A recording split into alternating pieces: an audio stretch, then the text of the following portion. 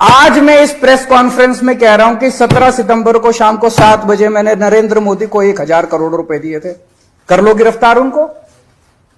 ऐसे तो कोई भी इस देश में खड़ा होकर कुछ भी कह देगा। मैं कह रहा हूं कि नरेंद्र मोदी को 17 सितंबर की शाम को 7 बजे मैंने 1000 करोड़ रुपए दिए थे। गिरफ्तार करोगे इस बेसिस पे नरेंद्र मोदी को? भाई मेरे पास कुछ सबूत तो हो कहने का। कोई तो मैं कहूंगा भाई मेरे पास ये सबूत है, मैंने दिए थे। ऐसे ही कोई कुछ भी खड़ा होकर कह देगा और गिरफ्तार कर लोगे। 100 करोड़ रुपए दिए, 100 करोड़ रुपए दिए गोवा चुनाव। अरे कहां है सबूत? कोई सबूत नहीं है। तो मैं मोदी जी को कहना चाहता हूं, मोदी जी अगर केजरीवाल भ्रष्टाचारी है तो फिर इस दुनिया के अंदर कोई ईमानदार नहीं है। मुद्दा भ्रष्टाचार है ही नहीं, मुद्दा भ्रष्टाचार की जांच है ही नहीं, मुद्दा शराब घोटाला है ही नहीं। ऐसा शख्स देश का प्रधानमंत्री जो सर से लेकर पैर तक भ्रष्टाचार के अंदर डूबा हुआ है, उसके लिए भ्रष्टाचार मुद्दा कैसे हो सकता है? पिछले मार्च के आखिरी हफ्ते के अंदर मैंने इतने सारे असेंबली के अंदर इतने सारे गिनाए थे भ्रष्टाचार जो इन्होंने किए हैं, इतने भ्रष्टाचार गिनाए थे। इन्होंने तो मेरे को तभी कह दिया था उस दिन, जिस दिन असेंबली में मैंने स्पीच दी थी, शाम को संजय सिंह का मैसेज आया कि अरविंद जी अब अगला नंबर आपका है। कल सत्यपाल मलिक जी ने एक इंटरव्यू दिया, मैं वो सुन रहा था। सत्यपाल मलिक जी ने कहा मोदी जी को भ्रष्टाचार से कोई परहेज नहीं है। ये मैं तो नहीं कह रहा हूं, ये तो उनके अपने गवर्नर कह रहे हैं। सत्यपाल मलिक जी कौन है?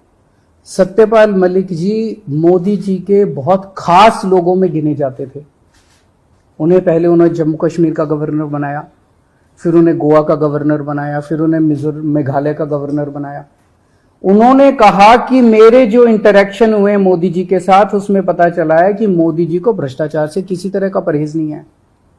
उसी इंटरव्यू में उन्होंने कहा कि इन लोगों के कुछ मुख्यमंत्री हैं जो भ्रष्टाचार करते हैं, खूब पैसे इकट्ठे करते हैं, लेकिन वो सारा पैसा मुख्यमंत्री अपने पास नहीं रखते।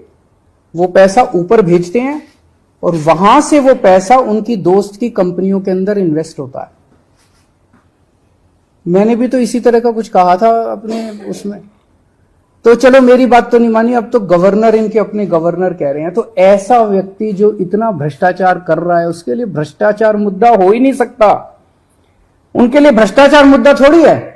तो फिर ये आम आदमी पार्टी के पीछे क्यों पड़े हैं?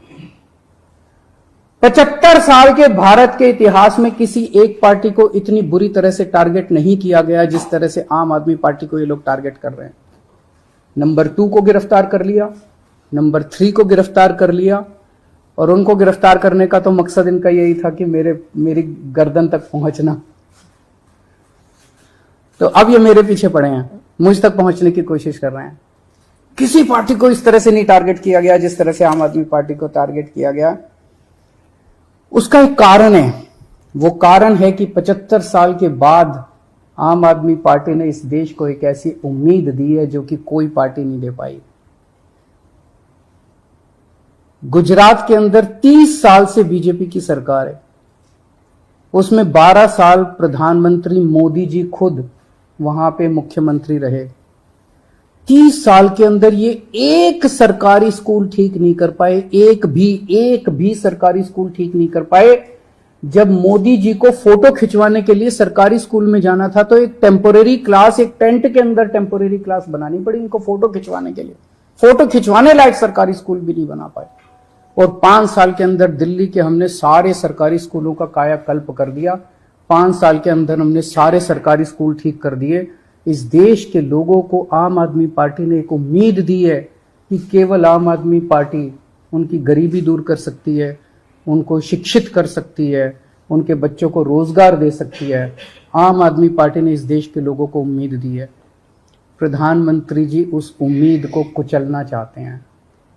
प्रधानमंत्री जी नहीं चाहते कि वो उम्मीद आगे बढ़े, क्योंकि अभी तक इन सारी पार्टियों को की मिलके जो लूट चल रही थी, अगर इनको स्कूल बनवाने पड़ गए, इनको अस्पताल बनवाने पड़ गए, तो उनको लूटने के लिए पैसे नहीं बचेगा। तो कल इन्होंने मेरे को बुलाया है, मैं जाऊंगा कल सीबीआई में, और मैं फिर से अंत में यही कहना चाहता हूं कि प्रधानमंत्री जी अगर केजरीवाल चोर है, केजरीवाल भ्रष्टाचारी है, तो इस दुनिया में कोई ईमानदार नहीं है।